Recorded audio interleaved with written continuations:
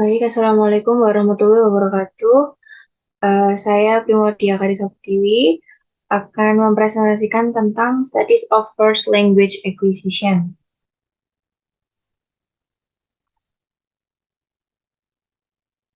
Untuk topik outline kali ini ada Theories of FLA, Definition of FLA, Stages of FLA, dan yang terakhir adalah case study. Jadi Theories of FLA ini berdasarkan dari 4 experts, yaitu Skinner, Chomsky, Piaget, dan Vygotsky. Dari keempat expert ini, mereka memiliki definisi sendiri tentang FLA, yaitu dari Skinner, FLA is the process by which individuals learn language through influences from the environment. Jadi Skinner ini menganggap kalau FLA itu dipengaruhi oleh lingkungan. Lalu Chomsky menganggap bahwa FLA ini sudah didasari dari human ability to acquire language. Sedangkan Piaget and Vygotsky memandang FLA itu adalah uh, uh, gabungan dari Skinner dan Chomsky, yaitu dari biological dan juga environmental influences. Jadi dari definisi ini disimpulkan bahwa first language acquisition itu adalah proses untuk mengakuisisi kemampuan berbahasa, dan di kemampuan berbahasa tersebut terinfluence dengan berbagai macam faktor, yaitu lingkungan, bawaan dari lahir, dan juga social interaction. Factors of FLA yaitu parental input, pengaruh dari orang tua, culture differences yaitu dari social interaction-nya, brain development, dan critical period hypothesis. Karena yang melanjutkan dari Leonie yang minggu lalu sudah dijelaskan semuanya. Jadi yang sekarang saya menjelaskan tentang critical period hypothesis. Konsep CPH ini Mohon maaf, yang Leoni menjelaskan apa tentang parental input? pengaruh dari orang tua, language development-nya orang tua memberi input untuk anaknya saat Memang ada ya untuk pemerolehan bahasa pertama, pengaruh orang tua bagaimana gitu. Seingat saya, Leoni menceritakan tentang brain, otak kan? Ya, oh ya, oke, kalau begitu perkembangan otak atau ya. biological development, biological foundation. Ya mungkin kita menyinggung-nyinggung sedikit tentang peran orang tua, tapi menurut saya di sini konteksnya berbeda. Ini kita secara khusus membahas bagaimana pemerolehan bahasa anak dipengaruhi oleh parental input. Nah, kan perlu dijelaskan parental input itu apa. Kemudian faktor ini bagaimana mempengaruhi FLA. Cultural differences juga begitu. Ini banyak sekali kan faktornya. Ya, Cultural differences, it's so wide. To talk about cultural differences yang mempengaruhi first language acquisition. Kalau brain development tidak dibahas, oke lah kemarin dibahas oleh Leonie. Tapi yang parental input, cultural differences ini kan penting. baik, baik.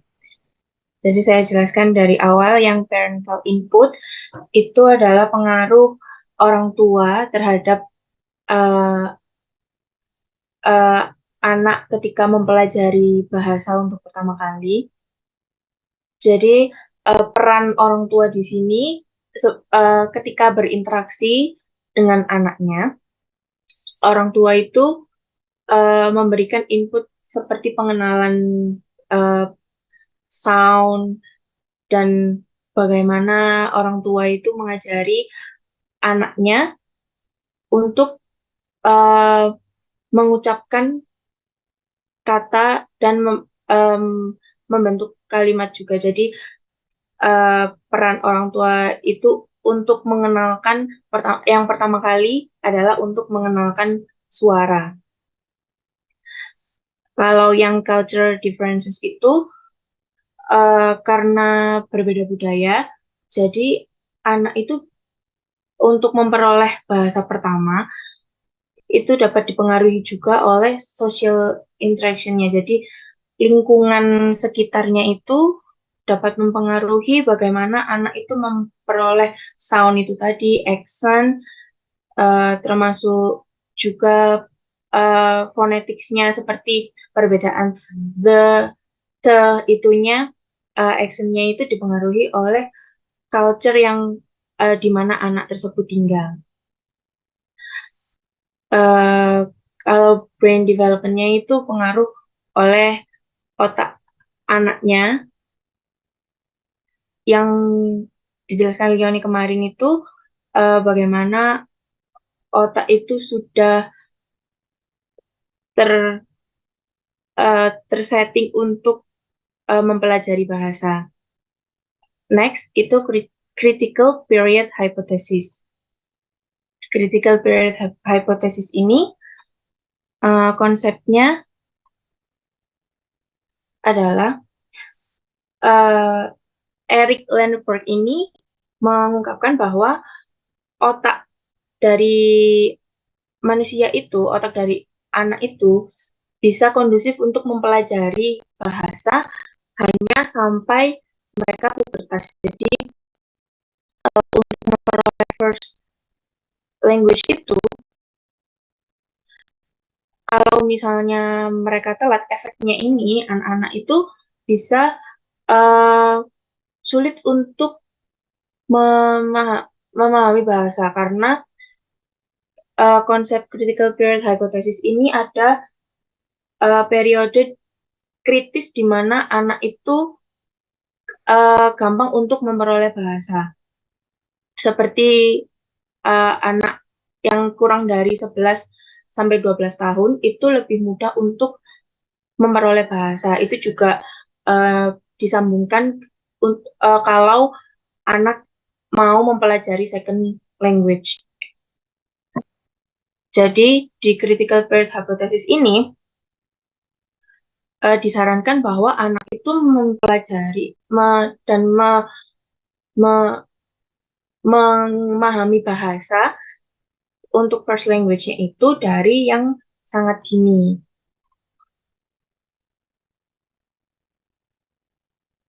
Lalu yang selanjutnya adalah stages of FLA.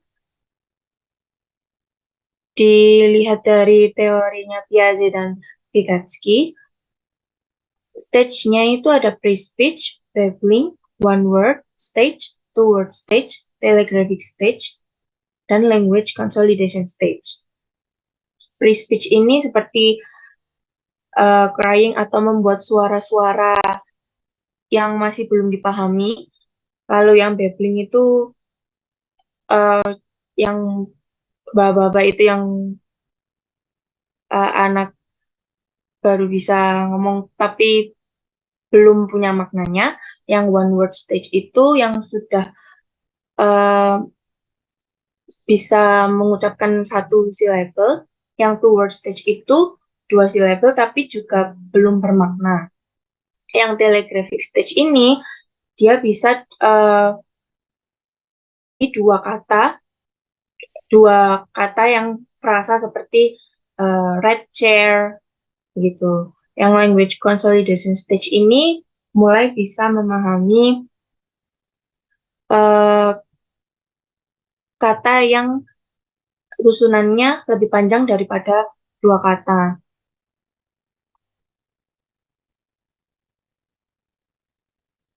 Untuk umurnya uh, yang seperti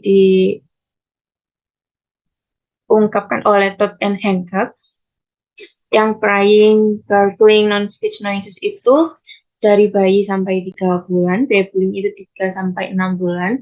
International babbling itu tadi yang one word stage itu, words and set phrases itu yang two word stage, increasing vocabulary and rudimentary grammar itu yang telegraphic stage, inflections and transformations adalah yang language consolidation stage.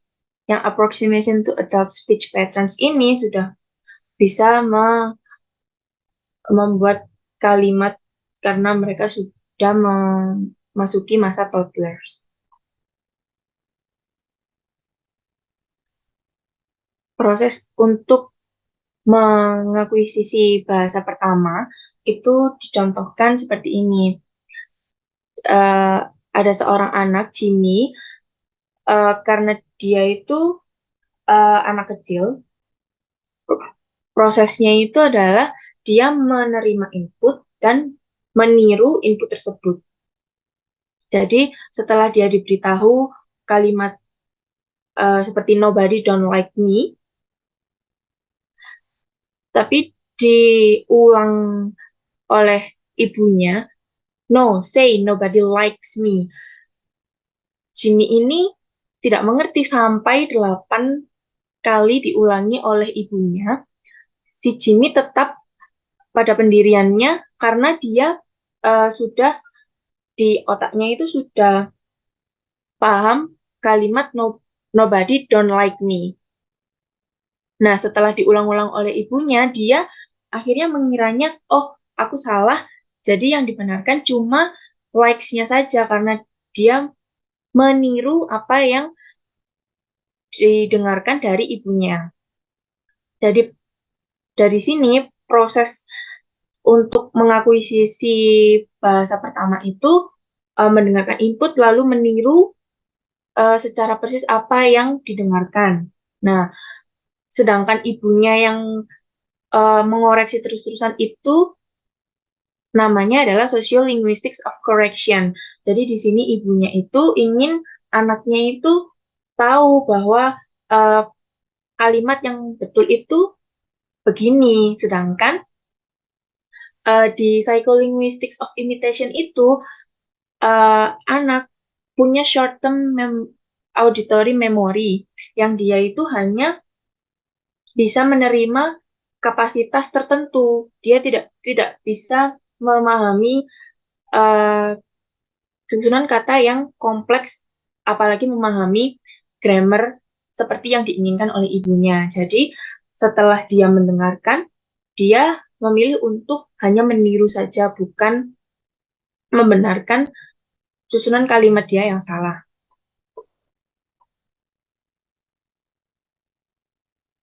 Selanjutnya, proses untuk memahami sinteks ini setelah tahap imitasi itu tadi, jika anak itu sudah paham tentang grammar, misalnya kalau he itu harus pakai likes. Seperti yang pernah dijelaskan Bu Laili juga. Jadi eh, anak itu akhirnya generalized karena dia merasa oh misalnya verb verb duanya like itu liked, akhirnya yang irregular verb itu jadi belakangnya ed juga semuanya. Seperti itu. Nah, sinteks ini kalau di anak-anak itu mulainya dari the whole phrase strategy dan the word combining strategy itu menjadi two word stage itu. Jadi seperti uh,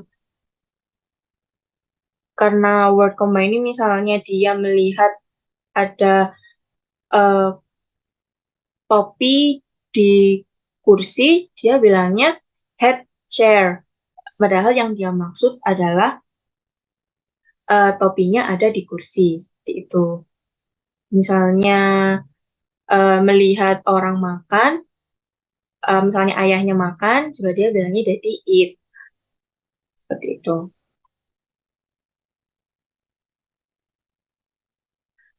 Nah, setelah dia memahami dari towards stage, lalu dia eh, memahami frasa seperti frasa yang eh, misalnya I want to eat, dia bilangnya wanna eat saja, atau I want to eat cookies.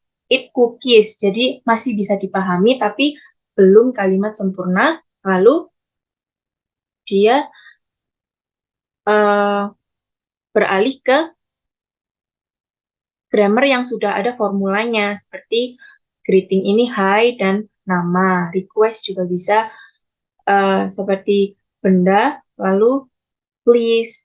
Jadi, dan komen seperti put titik-titik down. Jadi contohnya greeting hi daddy, hi mommy, hello,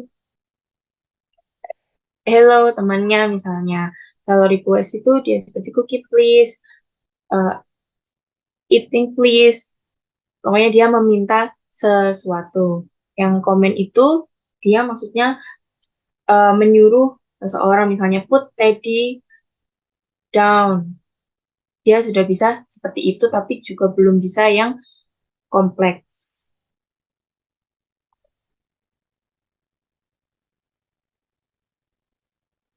Nah, jadi dari stage yang sudah saya jelaskan tadi, untuk me- menerima bahasa pertama, anak itu memulai dari recognizing sounds, bisa dari parents, bisa dari walinya, bisa dari sekitarnya, atau teman-teman bermainnya di sekitarnya.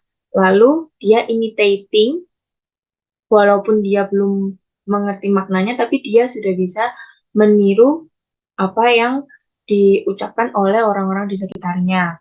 Lalu learn the phonetics, yaitu pronunciation-nya. Jadi untuk aksennya, itu juga dari social interactions.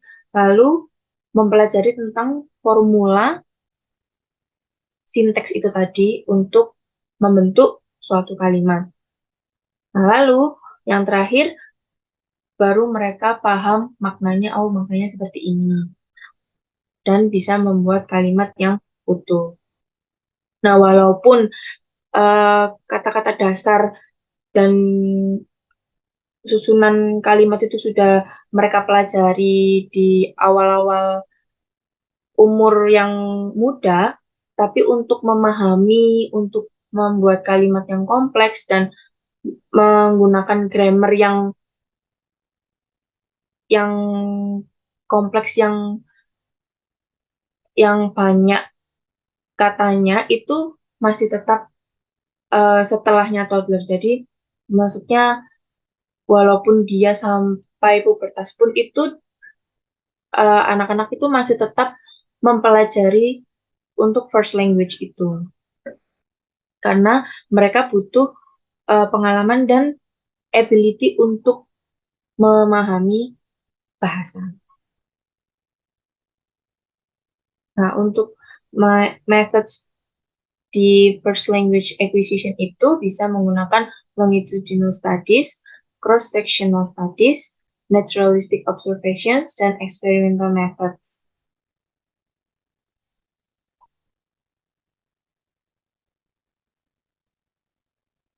Untuk research topics di language acquisition itu kebanyakan menggunakan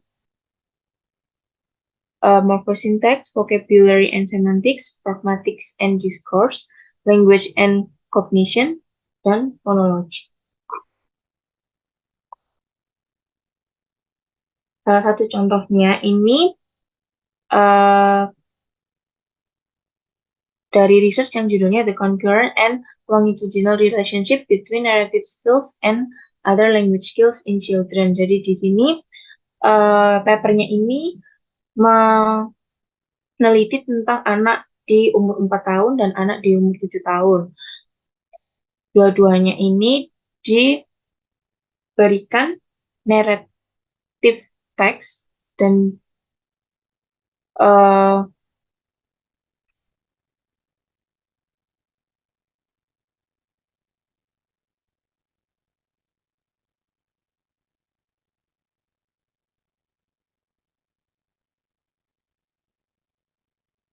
Oh, dan juga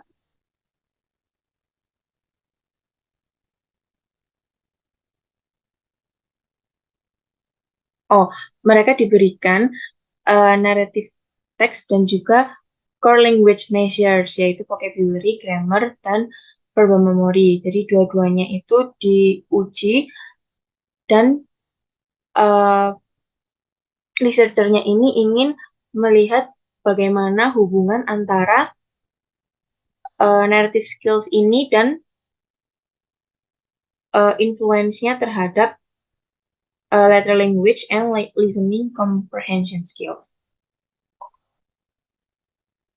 Dan resultnya, ternyata anak yang umur 4 tahun ini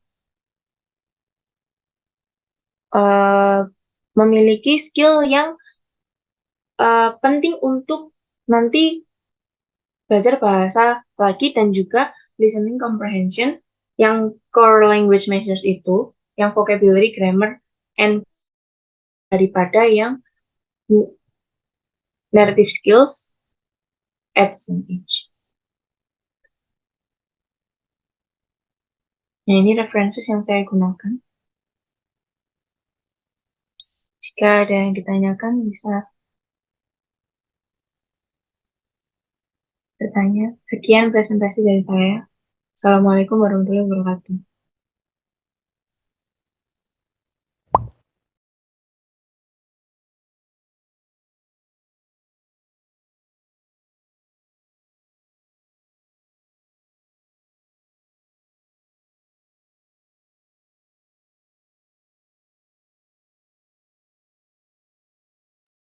Ya, silakan Restu.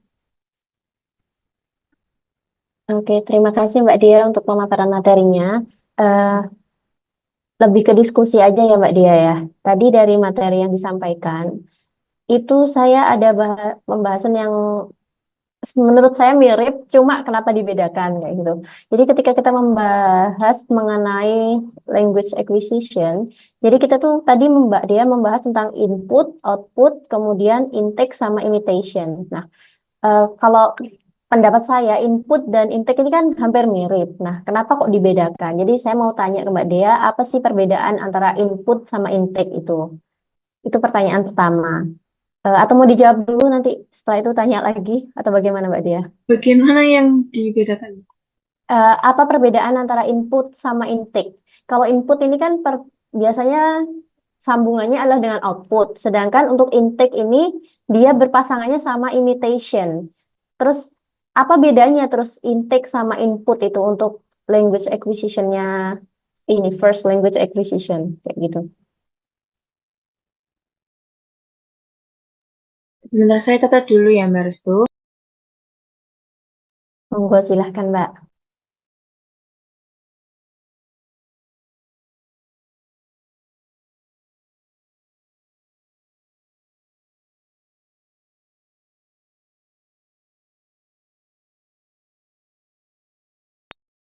Pertanyaan selanjutnya, Ya, selanjutnya salah satu step dalam developmental psycholinguistic ini kan imitation. Nah, saya tuh pernah baca aliran-aliran terbaru itu Mbak Dia. Pembelajaran bahasa itu kan kalau yang orang lawas-lawas seperti saya itu kan biasanya dulu menggunakan repeat after me kayak gitu-gitu. Nah, untuk mengajar anak kecil itu kan biasanya menggunakan repeat after me itu digunakan supaya siswanya imitate gurunya. Nah, untuk aliran-aliran yang sekarang ini repeat after me ini ditinggalkan karena dianggap old fashion gitu. Nah, menurut Mbak Dea, kalau menggunakan repeat after me ini masih relevan nggak kalau untuk developmentalnya menurut berdasarkan developmental psikolinguistik kayak gitu? Apakah masih relevan digunakan untuk mengajar, untuk memfasilitasi imitation pada anak-anak? untuk apa, Mbak Restu? Memfasilitasi kan anak-anak ini kan punya developmental psikolinguistik imitation. Nah, kalau menggunakan repeat after me, ini apakah memfasilitasi stage imitation itu tadi, apakah masih relevan untuk digunakan?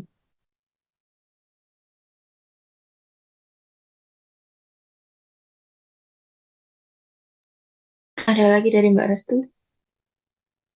Sudah, itu saja.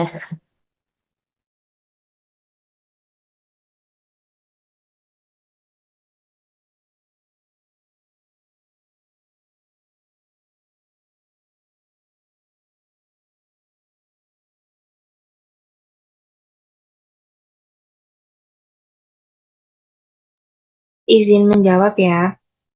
Untuk yang input dan intake tadi itu perbedaannya ya. Input ini kalau input itu eh, sesuatu yang dipelajari itu yang raw gitu. Sedangkan yang intake itu yang sudah dipilah-pilah lagi itu yang saya pahami ya. Jadi kalau intake itu dan yang intake itu specifically itu untuk linguistic knowledge-nya.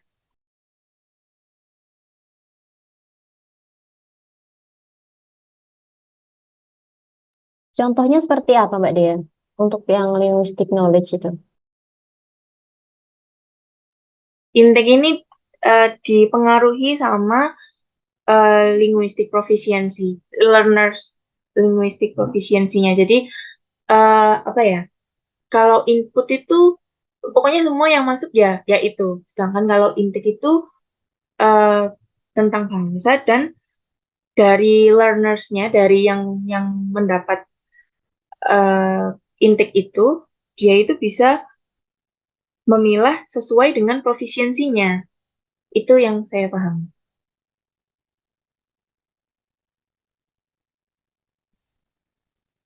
Dan itu Kita juga, mau, ya, lanjutkan dulu. ya itu juga dipengaruhi eh, kayak motivation dari learnersnya. Tapi karena ini konteksnya adalah first language acquisition, jadi yang mempengaruhi intake ini ya cognitive skills-nya si learners itu. Mungkin Mbak Restu mau menanggapi? Enggak, saya bukan menanggapi, lebih konfirmasi. Berarti kalau input ini misalkan seorang anak kecil umur 4 tahun gitu. Dia mendengarkan sebuah input bahasa A sampai H, misalkan A sampai H gitu. Berarti nanti dari A sampai H ini akan difilter berdasarkan cognitive knowledge-nya si anak ini, kemudian yang terfilter dan terkonfirmasi pada kognitifnya dia itu yang disebut intake-nya, seperti itu. Itu yang saya pahami seperti itu. Mungkin Nah, nanti Laili ya, mau menambahkan. berarti untuk yang contohnya tadi, yang Jimmy tadi, itu berarti intake-nya dia adalah kesalahan hanya pada S-nya itu tadi ya, likes itu Iya, tadi berarti. Oke, oke. karena dia memiliki short term auditory memory itu. Jadi yang bisa dia tangkap itu eh, yang S-nya itu saja. Oh ya, untuk yang selanjutnya, untuk Ya, yang mungkin report saya tadi. tambahin sedikit ya. Oh, Jadi apa kalau input itu ya raw material maksudnya apapun yang kemudian masuk ya sebagai stimulus ke anak. Nah, kemudian si anak ini kan ya kok kayak contohnya misalnya kalau dalam bahasa Inggris ya. Anak itu kan kalau mendengar past tense seperti work jadi worked ya, want jadi wanted seperti itu kan. Nah, dia kan jadi oh itu ya inputnya berarti kalau input nih ya dia kan kemudian memproses gitu kan. Eh, apa berarti kalau past tense ada kata kerja ditambah ed itu inputnya. Terus yang dimengerti sama dia intake itu dia apa namanya sebentar ya Ilham everyone is putting something in the message so it's kind of disturbing. Sebentar, saya mencoba untuk kembali fokus. Jadi kembali lagi, dia yang mengerti adalah bahwa kata kerja ditambah id kalau untuk past tense, begitu kan? Jadi kemudian dia melakukan generalisasi itu yang dimengerti sama dia. Jadi kemudian dia menambahkan ed di semua kata kerja seperti go menjadi could, padahal harusnya kan menjadi when gitu ya. Nah, tapi kemudian ada pembetulan dong dari orang tuanya, dibetulkan bukan could tapi when misalnya seperti itu, maka kemudian dia mengerti bahwa oh tidak semuanya harus dipakai ed, maka itu menjadi uptake begitu. Jadi input, intake, uptake. Nah, oke, eh, untuk imitation bisa dipahami ya Restu ya. Saya masih bingung. Kalau uptake itu setelah dibetulkan sama orang tuanya. Iya, itu yang sudah dipelajari. Kalau yang intake tadi berarti Kalau yang intake itu bagaimana? internal dia sendiri, dia berusaha Oh, memahaminya secara internal. oh ya ya, Mem. Ya, Mem. Karena intake, input dan intake belum tentu benar kan. Maksudnya input itu kan bisa macam-macam. Jadi diterima oleh anak semuanya. Lalu dia akan menginternalisasi. Nah, itulah intake. Nah, eh, ketika internalisasi itu betul, dia akan menjadi uptake. Karena kemudian itulah yang dipelajari. Tapi kalau kemudian ada stimulasi yang lain dari orang tuanya lalu dibetulkan, maka itu adalah akhir dari uptake juga. Gitu. Jadi kalau input itu raw material yang stimulus yang dia terima semuanya dari orang tua, dari lingkungannya, dari caregivernya misalnya, dari TV, dari YouTube, macam-macam itu. Kemudian dia internalisasi. Jadi sebenarnya intake ini ya menunjukkan adanya proses di dalam otak anak ini, gitu loh.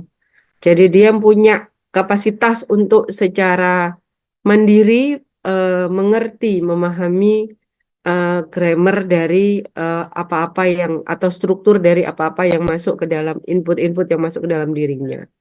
Tapi kalau itu sudah menjadi sesuatu yang dia pelajari, itu adalah sesuatu yang dia pelajari atau something learned gitu ya, itu menjadi uptake.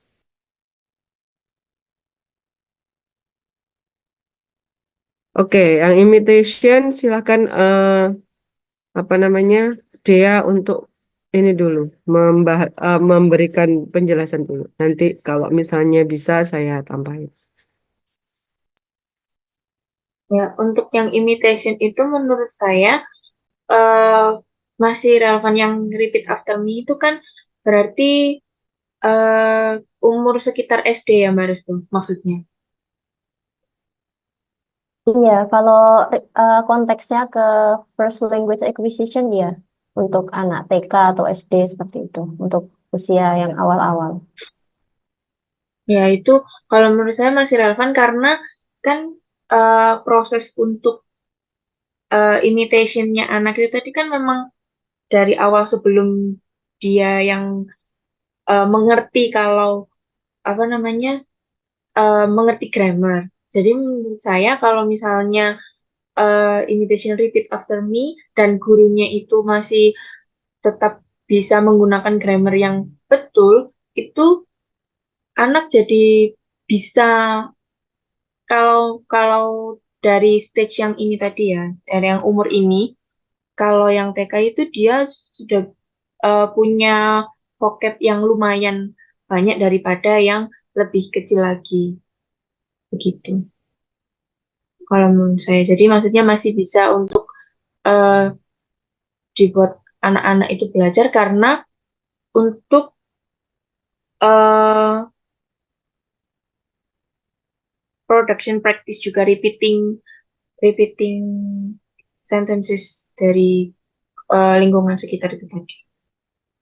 Dan kalau misalnya mungkin ada anak yang salah, itu gurunya bisa memberi feedback and corrections.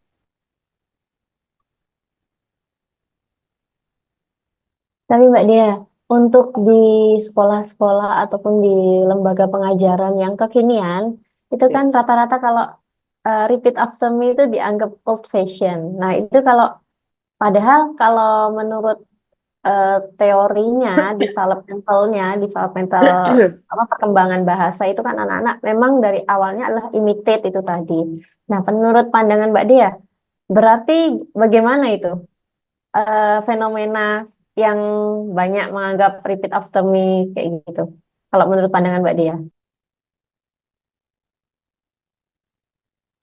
Oh, kalau menurut saya itu, tapi tetap gurunya harus melihat ini ya, apa namanya, eh, anak-anaknya itu enjoy apa tidak. Tapi kalau dari teori itu kan memang anak-anak itu cenderung untuk meniru ya. Maksudnya itu kalau menurut saya juga tergantung cognitive skills anak-anaknya dan tergantung cara mengajar dari gurunya.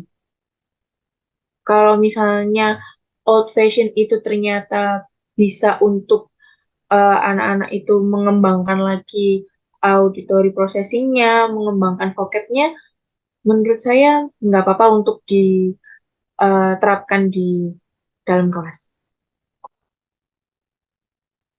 Yang Oke, lain Mbak boleh Dia. juga memberi tanggapan ya, Nur Rahma, terus Jihan. Kalau boleh saya menanggapi, Restu harus ingat antara teori dan metode. Ini kita bicara tentang teori first language acquisition, teori bahasa pertama. Nah, yang dibicarakan oleh Restu dengan metode terbaru itu tadi itu metode pemerolehan bahasa kedua atau metode pemerolehan bahasa pertama. Kan biasanya di sekolah-sekolah Indonesia kita tidak mengajari bahasa pertama, kita mengajari bahasa kedua. Restu Kalau bahasa, dalam rangka apa ya. ini? Kalau pengajaran bahasa Indonesia, Mem, biasanya untuk anak SD, TK ya, Mem ya. Kebetulan kan saya pernah ngajar di TK. Nah, Hmm, itu tuh gurunya mengajarkan ke siswanya untuk melafalkan ini, apa misalkan sesuatu yang baru, seperti materinya bencana alam gitu. Misalkan gempa bumi, itu tuh gurunya akan mengajarkan ke siswanya gempa bumi. Kemudian muridnya itu akan mengikuti yang diucapkan sama gurunya. Biasanya malah di TK seperti ini. Nah, padahal ada yang mengatakan kalau repeat after me seperti itu sudah tidak sudah tidak relevan kayak gitu, Mem. Apakah itu juga hmm. tidak relevan juga kalau digunakan di TK untuk mengajarkan kosakata baru, misalkan topik baru kepada siswanya dalam ini konteksnya pembelajaran bahasa Indonesia sih, Mem, untuk yang di TK saya temukan itu, Mem. Hmm. Terus yang mengatakan tidak relevan itu alasannya apa? Karena bahasa Indonesia itu walaupun tidak diajarkan akan mendapatkan kosakata itu sendiri seperti itu. Jadi nggak sepertinya tidak usah diajarkan repeat after me pun sudah mereka juga akan mendapatkan itu seperti itu, Mem.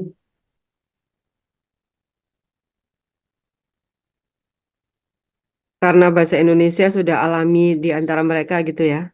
Iya, Mem, betul. Ah, itu di tingkat apa menurut beliau? Nah, itu saya kurang tahu, Mem, untuk ini relevansinya untuk tingkat apa. Cuma saya Hmm, yang tahunya biasanya digunakan untuk imitation ini di tingkat TK. Kalau di SD, SMP sepertinya mereka tidak perlu diajarkan, sudah bisa membaca, jadi sudah bisa ada mendapatkan informasi dari membaca itu tadi, Mem. iya. eh Bahkan kalau menurut saya ya, kan ini teori dasar dari first language acquisition. Ada yang apa namanya behaviorism kayak gitu. Ada teori imitation dan sebagainya. Karena itu teori dasar. Dan itu yang kita coba Restu sendiri kalau sama anak-anak. Apa nggak pernah sama sekali menggunakan imitation? Terutama Sering. untuk anak-anak. Nah, itu kan. Jadi mungkin yang mengatakan tidak relevan kan memang gini. Yang namanya kajian, kemudian terutama metode pengajaran, itu kan ya mereka merasa selalu mengembangkan diri gitu kan. Selalu ada perkembangan dan sebagainya gitu. Dulu kita ada grammar translation method ya kan. Jadi kayak di apa setiap kali ada teks gitu kan diterjemahkan. Terus habis itu vocabulary diterjemahkan. Apple, apel. Mango, mangga seperti itu. Ada grammar translation method dan itu dianggap old fashion juga. Kemudian diganti dengan yang namanya communicative method ya. communicative teaching gitu ya. Dimana ya udah gitu kita banyak interaksi aja gitu.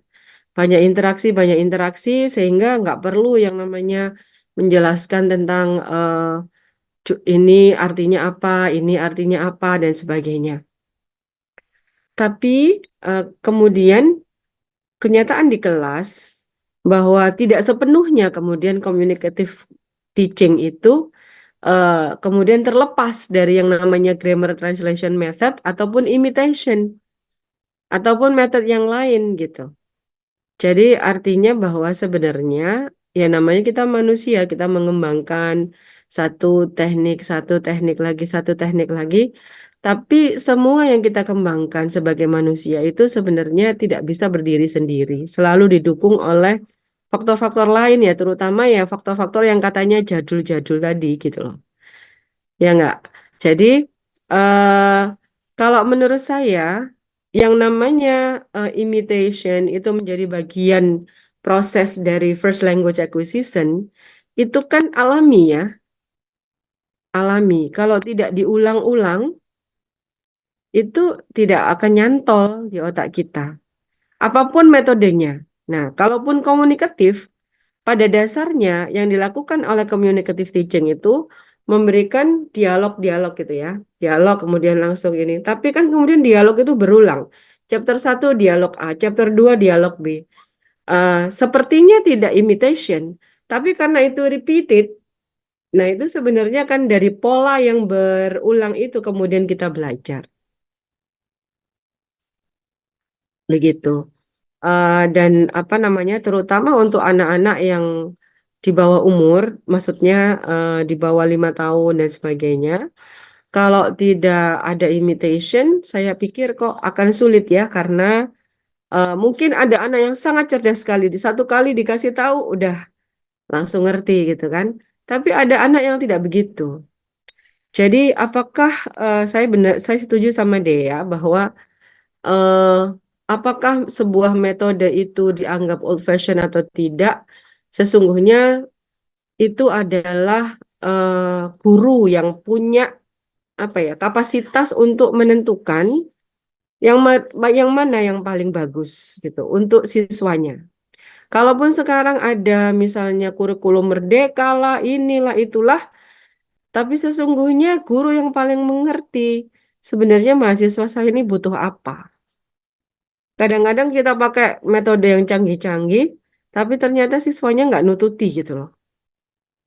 Jadi itu dari satu sisi. Jadi maksudnya satu sisi saya mau jawab bahwa eh, tentang metode pengajaran itu akan selalu berkembang, tetapi apakah itu relevan atau tidak, itu kita kembalikan kepada kondisi siswa. Begitu. Kemudian kalau dianggap imitation ini sudah sudah old fashion dan sebagainya, kita kembalikan kepada nature dari pemerolehan bahasa itu sendiri. Apakah pemerolehan bahasa itu tidak perlu pengulangan? Saya pikir perlu ya. Makanya kita setiap pelajaran kan ada review. Lah review itu apa intinya? Sebenarnya pengulangan juga ya. Pengulangan aja gitu. Makanya ya ini maaf sekali lagi saya mengambil dari Al-Quran.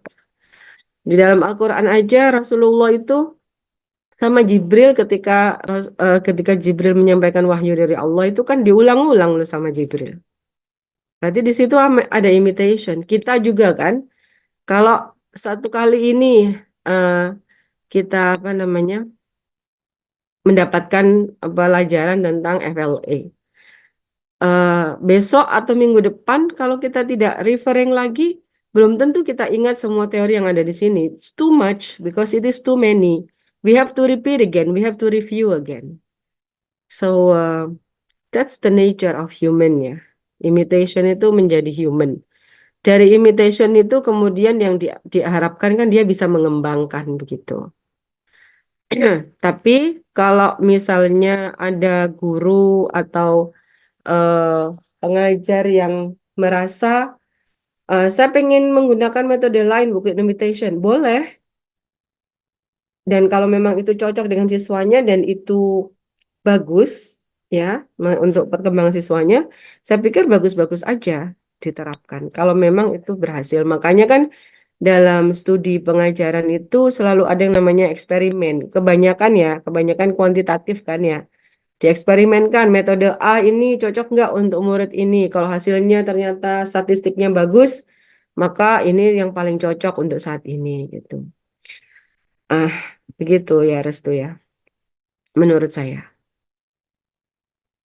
Ya, Mem. Terima kasih, Mem Laili dan Mbak Dea. Oke, Ya, yang selanjutnya ini di chat pertanyaan dari Ilham tentang jika seorang anak terekspos dua bahasa yang berbeda di lingkungan sekitarnya, apakah anak tersebut memperoleh dua bahasa tersebut? Kalau menurut saya ya, eh, itu tergantung oleh cognitive skill dari anaknya. Bisa jadi anaknya itu memperoleh dua-duanya itu. Jadi nanti mana yang dominan itu yang menjadi first language dan yang satunya menjadi second language. Tapi kalau ternyata anaknya itu malah menjadi bingung, nanti malah anaknya itu bisa menjadi speech delay karena eh,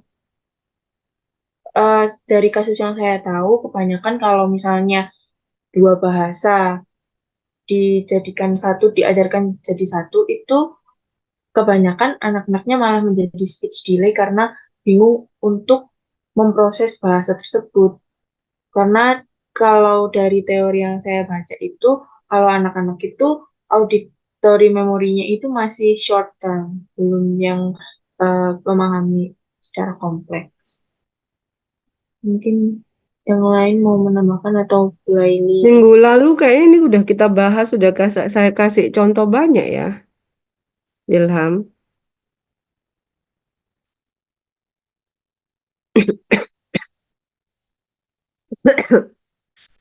Oke, mungkin cukup ya jawabannya ya. Saya kira jawaban dia udah tepat. Nah, monggo masuk ke pertanyaan dari Leoni.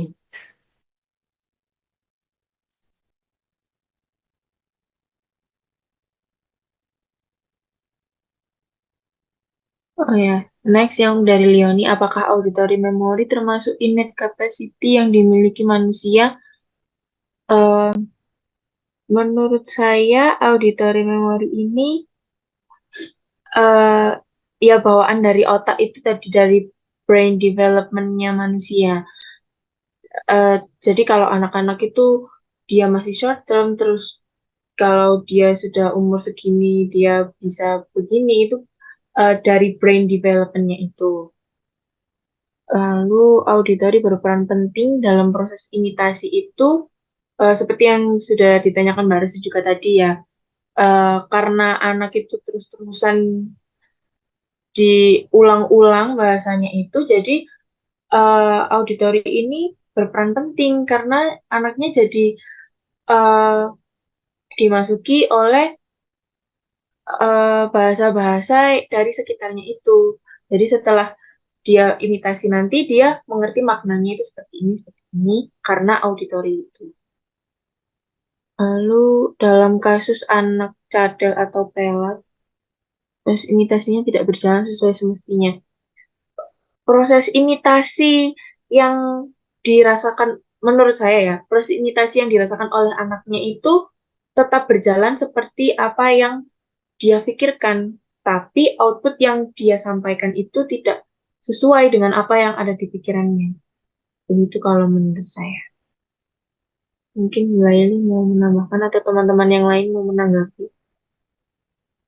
Yang nomor 3 belum dijawab Sudah, Mem, yang cadel pelet tadi. tadi. Ya, menurut saya itu eh, tetap berjalan seperti semestinya menurut anaknya yang menerima bahasa itu, tapi output yang dia keluarkan itu tidak sesuai seperti apa yang dia pikirkan, seperti apa yang dia tangkap.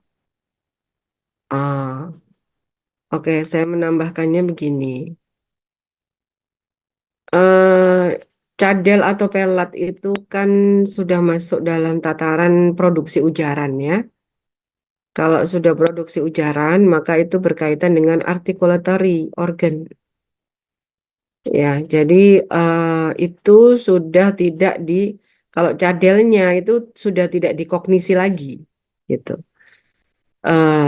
Jadi kognisi sudah mengerti, lalu dikirimkan sinyalnya ke motor, otak yang bagian motorik gitu ya. Motorik memerintahkan kepada articulatory organ, organ artikulatoris ya. Nah, ada dua kasus cadel ini. Ada cadel forever dan ada cadel yang sementara. Cadel sementara ini biasanya terjadi karena memang organ artikulatoris si anak itu belum berkembang sebagaimana sampai sempurna dan bunyi-bunyi yang oleh karena itu ya karena belum belum berkembang dengan sempurnanya organ artikulatoris anak itu, maka ada bunyi-bunyi yang seharusnya sudah bisa disebutkan atau dibunyikan dengan benar, itu belum bisa dibunyikan dengan benar karena kurang berkembangnya organ artikulatoris sampai pada tahap tertentu, usia tertentu, misalnya ada itu yang sampai kelas 3 masih R-nya masih belum jelas ada. Tapi begitu masuk kelas 4 udah jelas gitu, ada seperti itu. Nah, ini kan perkembangan anak itu memang beda-beda gitu. Tapi ada yang cadel forever. Nah, bisa jadi ini karena keturunan gitu. Kayak keluarganya Fuji itu loh. Tahu ya, keluarganya Fuji itu kan nggak bisa ngomong R semua. Nah, bisa jadi ada organ artikulatorisnya yang memang segitunya, itu memang genetik berarti gitu. Jadi mungkin lidahnya kurang panjang dikit atau bagaimana sehingga R-nya itu nggak bisa R, tapi R gitu. Itu sampai dewasa dan tidak berubah. Jadi memang secara organ artikulatoris seperti itu. Jadi ada dua macam ya. Jadi di sini sudah jadi cadel atau pelat itu tidak ada hubungannya dengan, bukan tidak ada hubungannya, tidak disebabkan oleh ya imitasi yang tidak berjalan bagus. Jadi misalnya dia harusnya karena cadel ini ada bunyi tertentu ya seperti er dan el ya. Kalau mungkin Leoni ini yang maksudnya dia tuh mungkin seperti susu tapi diucapkan dengan cucu ya. Kakek diucapkan dengan tate. Nah, ini kenapa kok bisa seperti itu? Ada yang tahu? Belum sempurna mem organnya mem. Belum sempurna. Kenapa? Ya, Organnya atau sama giginya juga kan ada beberapa cara mengucapkannya harus diketatap gigi atau apa gitu mem. Jadi Heeh, ketika dan itu tidak sempurna jadi suara yang dihasilkan si anak ini. Seperti itu. oke. Ada yang lain nambahin? Terima kasih Restu. Ada yang mau nambahin lainnya?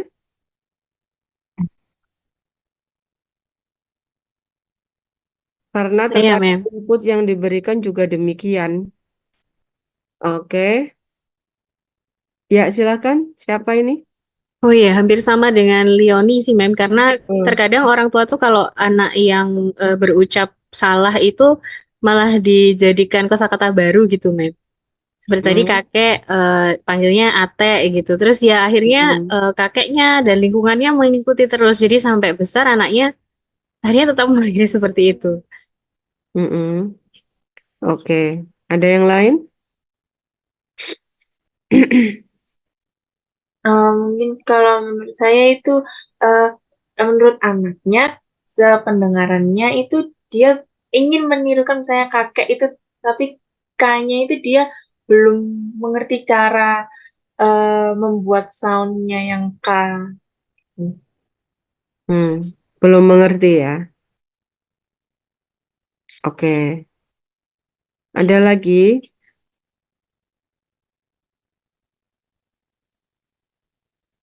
Oke. Sebentar.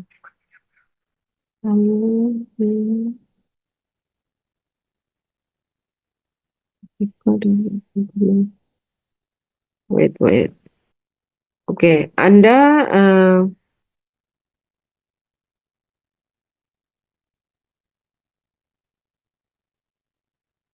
saya nyari ini.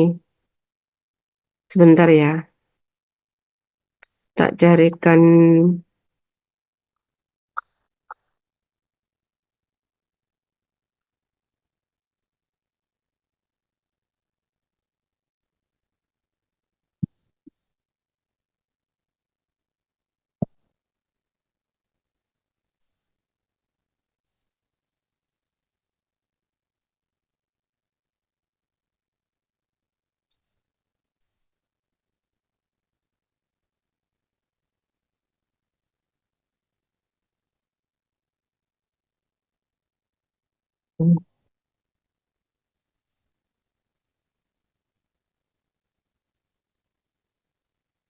Oke. Oke, siapa Dea? Boleh sementara stop share dulu?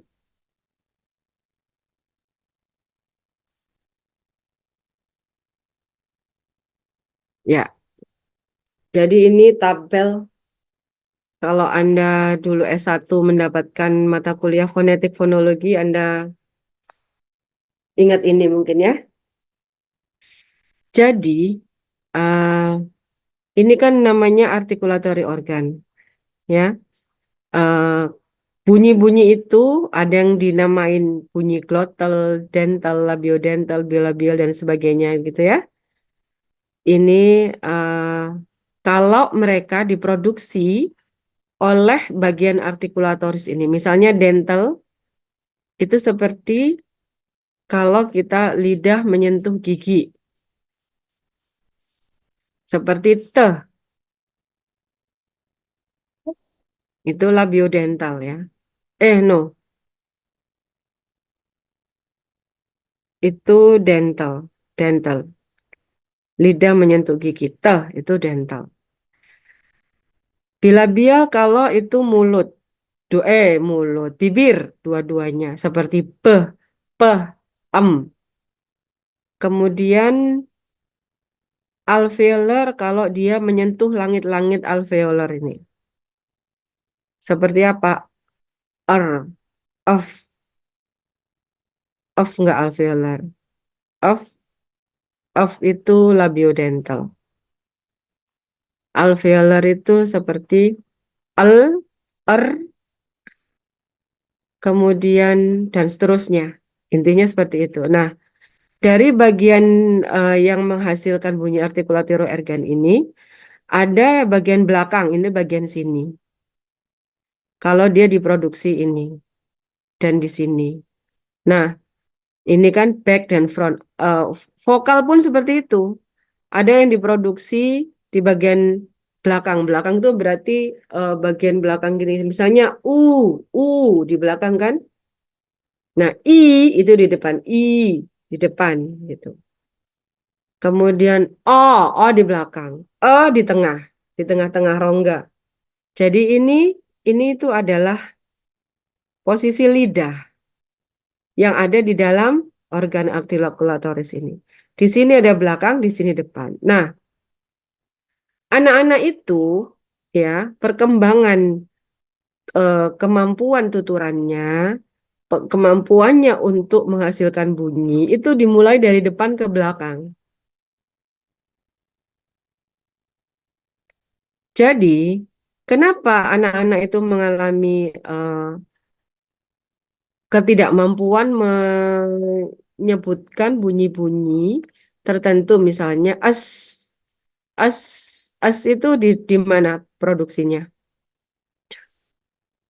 Agak ke tengah, Belakang ya. palatal ya, palatal.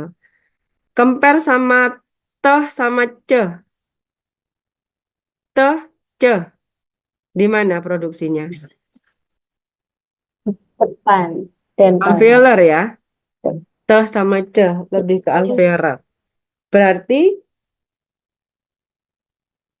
te, ce sama es itu lebih dulu mana? C, C, Mem. Ce ya. Ya, Oleh C. karena itu susu itu diproduksi kemudian ketika sudah dia mencapai umur tertentu. Tahu sebelum itu dia mengganti es itu dengan ce. Begitu juga keh. Keh itu kan belakang. Keh bandingkan dengan te. Ya. Makanya tate untuk mengganti kakek atau ate. Karena a itu kan bunyi depan, gampang mengeluarkannya. Teh itu juga bunyi bunyi depan. Sementara keh itu bunyi belakang. Jadi keh itu akan diperoleh belakangan. Gitu. Nah, itulah yang menyebabkan mereka belum bisa atau mungkin yang disebut cadel. Tapi sebenarnya cadel itu untuk sama Allah aja sebenarnya. Ya, itu ya penjelasannya. Jadi eh, ada usia-usia tertentu dan itu adalah bunyi-bunyi tertentu yang diperoleh, lalu usia tertentu, bunyi tertentu lagi yang diperoleh. Itu kalau misalnya Anda belajar lebih dalam lagi, misalnya tentang phonological development of children, itu Anda bisa apa namanya, bisa pahami itu. Saya dan mahasiswa saya ada yang menganalisis tentang phonological development gitu ya. Jadi bunyi-bunyi yang diperoleh pada usia-usia tertentu. Begitu jawabannya ya. Oke, Bang, ada yang berarti lain? Mm-mm. phonological itu juga development ya, maksudnya eh, nggak nggak yang usia segini langsung bisa gitu. Itu berarti per umurnya itu ada soundnya sendiri-sendiri yang mereka Betul, bisa. ya. eh untuk anak-anak yang berbahasa Inggris, Anda bisa cek buku-buku, ya langsung aja dicek di Google Phonological Development of Children. Nah, kalau untuk anak bahasa Indonesia, coba dibaca bukunya Darjo Wijoyo. Itu beliau menulis, nah beliau itu mengamati cucunya sendiri, mulai usia 1 sampai 5 tahun. Jadi beliau mengamati mulai dari, jadi gini, first language acquisition itu kemudian bisa dipecah-pecah, bukan dipecah-pecah ya, terdiri dari banyak sekali kajian. Ada phonological development, ada morphological development, ada grammatical development, ada semantic dan lexicon development, ada apa tadi? Pragmatic development, discourse development, banyak ya. Communicative development ada. Communicative development itu maksudnya ya, dia kalau diajak ngomong, nyaut gitu ya, itu kan communicative development. Nyautnya kayak gimana? Mohon maaf.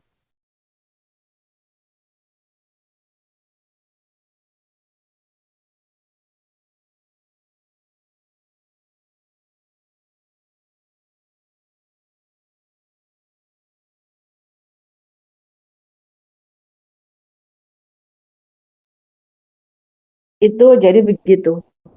Cabangnya banyak sekali. Kalau mau tahu buku-bukunya, wah banyak sekali. Saya bisa suggest buku apa aja. Karena waktu jadi, kok gambar saya nggak ini? Oh ini, saya kembali. Jadi kenapa saya itu eh, berani diberi amanah untuk mengajar teori psikolinguistik, meskipun disertasi saya sebenarnya tentang sosialisasi bahasa ya.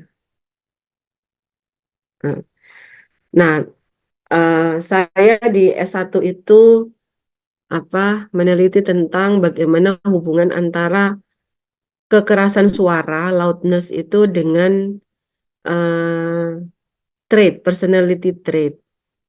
Itu masuk kajian The Social Psychology of Language. Pada zaman itu sebenarnya saya termasuk mahasiswa ke Melinti. Karena kajian itu nggak umum ya. Makanya saya extend 1 semester. Saya nggak bisa lulus tepat waktu 4 tahun, 4,5 tahun. Karena nyari ukuran kekerasannya itu yang susah gitu. Mau ideal pakai ukuran kayak di ITS gitu, tapi ternyata sulit sama dosennya ITS disuruh ikut mata kuliah beliau 1 semester. Piuh, tambah kapan saya lulusnya ya? Akhirnya ya pakai semantic scale aja persepsi orang gimana ini keras apa enggak kayak gitu dihubungkan dengan kemudian hasil personality trait-nya itu pakai statistik itu. Nah, kemudian yang kedua, apa, waktu saya S2, itu saya meneliti tentang lexical apa, word learning ya, word learning. Jadi bagaimana input orang tua memberi nama satu kata dengan menyebutkan satu kata atau dua kata itu mana yang lebih mudah bagi anak untuk mempelajarinya. Nah, karena waktu itu di FIB itu sudah ada Pak Luita sebenarnya. Pak Luita itu juga psikolinguistik, tapi beliau lebih ke klinis, jadi hubungannya dengan neurologi. Lalu ada Bu Masita, yang juga psikolinguistik. Beliau juga di tesisnya S2 itu mempelajari tentang syntactic development sebenarnya. Lalu saya pikir, oh sudah ada 2 orang ahli nih gitu. Ya udahlah saya agak membelot sedikit gitu. Supaya nggak banyak-banyak ahlinya terus rebutan rebutan tempat ya.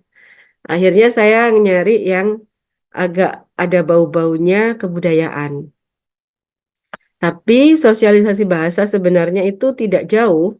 Nah, ini sekaligus Anda biar paham ya kajian-kajian apa saja yang ada di dunia perlinguistikan ini ya.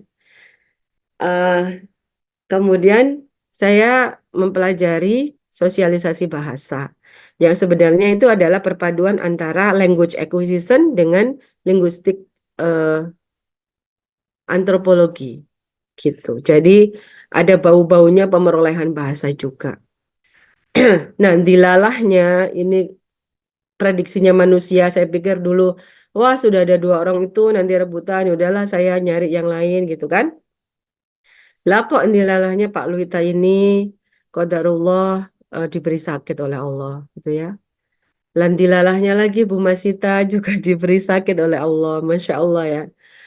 Jadi ya Alhamdulillah sekarang itu eh, Bu Masita masih bisa lah mengajar di S1 karena beliau S2 ya. Nah untuk S3 ini ya akhirnya S3 ya S2 maksudnya sama kalian ya. Itu saya pegang. Nah, yang mau saya tekankan di sini adalah bahwa psikolinguistik ini cabangnya macam-macam. Jangankan psikolinguistik, first language acquisition ini cabangnya macam-macam dan masing-masing cabang itu berkembang sangat besar gitu loh. Jadi kalau Anda mau teliti lebih lanjut bahwa ada phonological development itu kajiannya juga banyak gitu ya kalau di luar negeri. Gitu. Kemudian fonetik dan phonological development mengenai bunyi ya, mengenai bunyi. Kemudian morphological development, lalu lexical and semantic development itu sudah tersendiri. Kemudian syntactic development juga sendiri. Ada metodenya gitu ya, bahkan ditulis oleh dalam buku. Kemudian apa tadi saya bilang pragmatic development itu juga menjadi kajian tersendiri gitu. Pragmatic development, discourse development, communicative development gitu. Jadi kalau misalnya Anda tertarik kepada apa, eh, saya punya kebetulan ini tadi saya sebelum mata kuliah ini, sebelum saat saya persiapan kuliah, ada beberapa materi saya PPT tentang ada grammatical development, ada sebentar ya, mana tadi?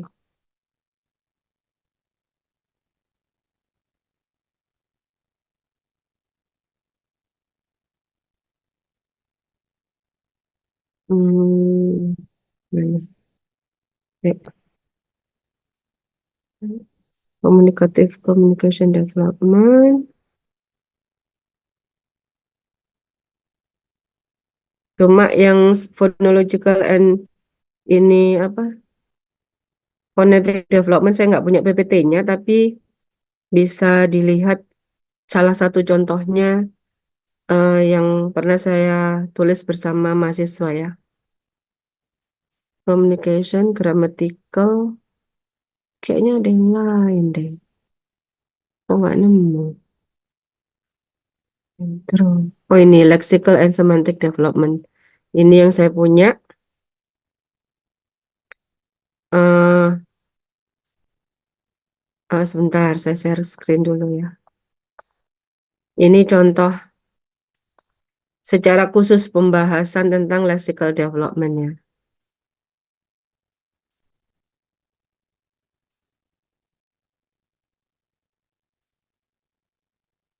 Jadi lexical development itu a child's acquisition of words. Ini khusus word gitu. Terus semantic development, a child's acquisition of the meanings associated with those words. Jadi lexical itu wordnya saja, sementara semantik itu meaningnya. So it could be two different discussion gitu. Ini contoh. Oke. Nah, kayak gini. Yang saya cerita kemarin itu, umur 2 tahun itu ada yang namanya word spirit atau words explosion. Itu 200 kata, tapi kalau kata si, saya kok lupa ya orang itu ya namanya siapa. eh Sampai sekarang loh saya lupa, Masya Allah. Udah lama nggak bertemu sama ibu itu di buku. Nanti kalau lihat bukunya baru saya ingat.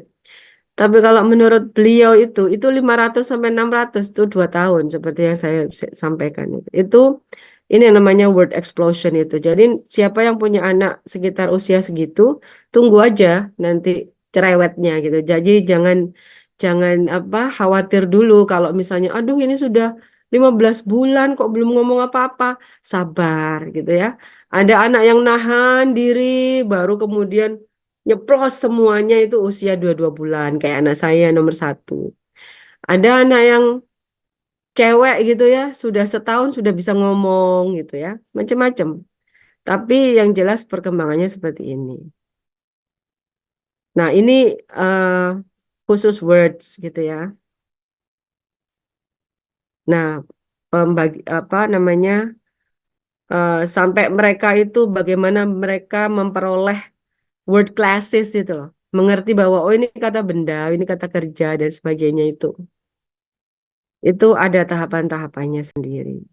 Under extension, over extension, itu sama dengan over generalization sama under generalization yang kemarin itu.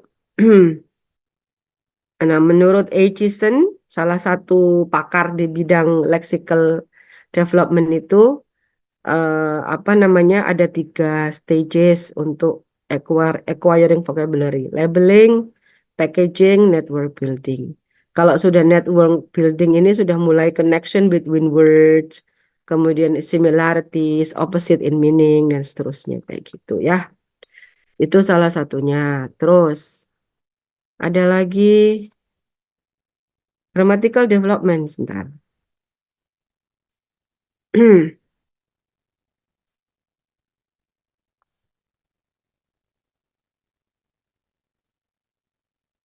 Nah, hmm. Oh kok. Oh ya, grammatical development itu masuk sintak ya.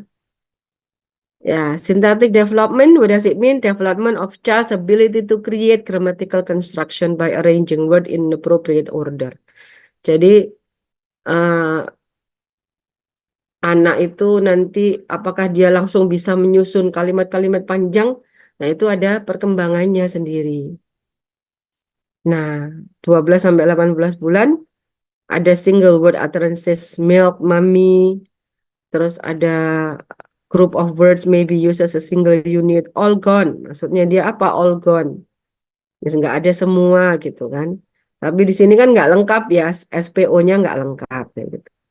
Lalu ada naming, holophrases pertamanya, kemudian mulai apa namanya, menyusun kalimat-kalimat lengkap dan seterusnya. Hmm. Nah, ini khusus yang sintaktik development. Ada lagi communication development.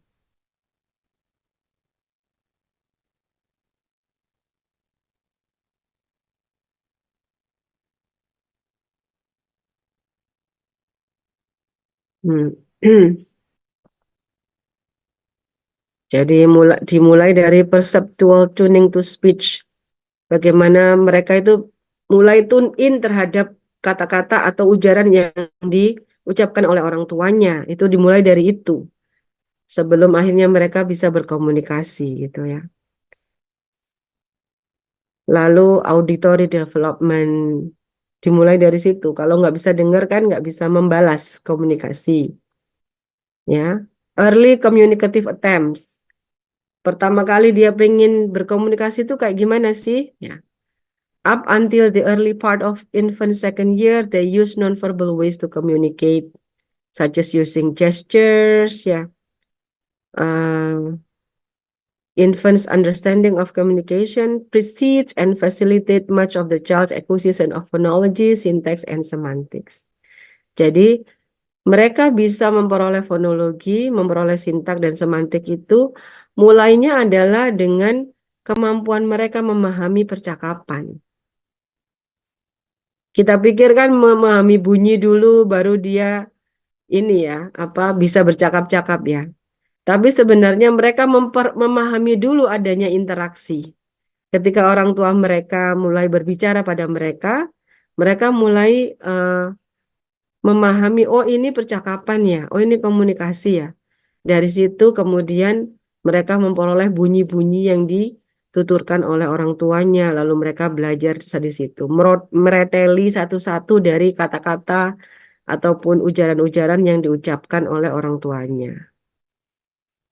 Amazed nggak kira-kira? Gimana ya bayi itu ternyata mempelajari itu semua gitu dalam waktu yang gak cepat. Makanya jadi orang tua jangan, aduh, ini anakku nggak bisa-bisa ngomong gitu. Jadi sebenarnya di sininya itu penuh dengan macam-macam informasi gitu loh. Jadi bersabarlah dan selalu beri stimulus ya bagi ibu-ibu ini ya. Jadi kadang kita itu termasuk saya ya, nggak sabaran melihat perkembangan anak kita gitu ya. Pengennya itu, oh kok dia nggak bisa kayak teman-temannya ya, kok gini ya, kok gitu ya gitu. Padahal mungkin anak kita itu sedang memproses semuanya. Makanya kan kata parenting, kata siapa-siapa, semuanya itu harus kita sebagai orang tua atau orang-orang di sekitarnya itu memberi stimulus-stimulus yang baik terus. Stimulus yang penting, stimulus. Termasuk bercakap-cakap atau yang kata-kata parenting itu apa quality time ya, quality apa apa itu namanya quality communication misalnya berkomunikasi yang berkualitas ya, deep talk lah sama anak-anak itu penting karena itu adalah stimulasi ya, jangan dibiarin dianggurin aja anaknya gitu loh ya. Itu di antaranya. Lalu interaksi antar orang tua dan anak memberikan dampak terhadap speech delay ya Mem, bisa jadi. Ya, faktornya banyak kalau speech delay. Nah, itu kita harus, itu adalah kajian tersendiri gitu. Sebentar.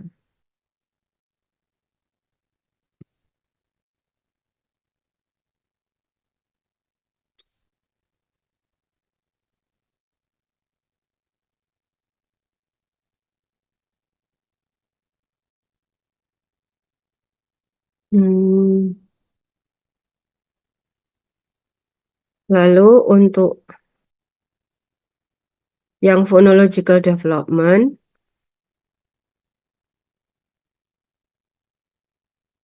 ya, kayaknya ada ini. Nah, ini. English sound production and phonological alternation in a 3-year-old Indonesian child. Jadi di sini saya sama mahasiswa Handri ini eh, melihat bagaimana anak-anak usia 3 tahun itu memproduksi bunyi dan bagaimana di situ dalam produksi bunyi itu terdapat alternasi fonologis.